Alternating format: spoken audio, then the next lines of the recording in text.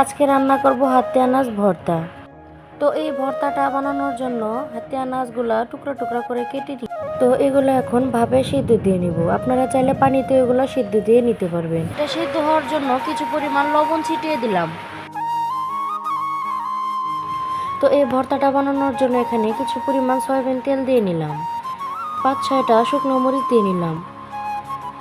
এগুলো ভালো করে ভেজে নিব।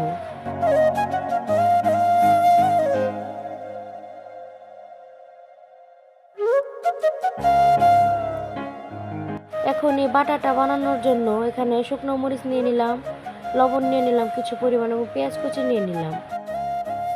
মরিচগুলো এখন বেটে নিব।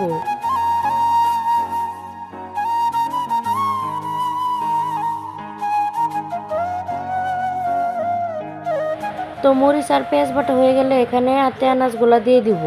হাতে আনাজ দিয়ে এখন ভালো করে বেটে নিব।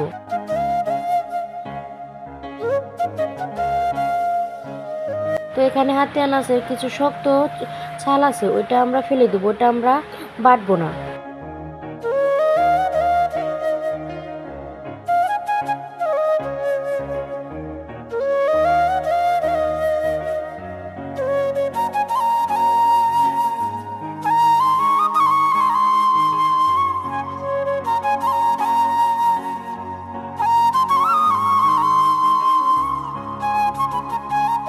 তো বাটাটা হয়ে গেছে আমাদের, এখন এগুলো একটা বাটিতে তুলে নিব।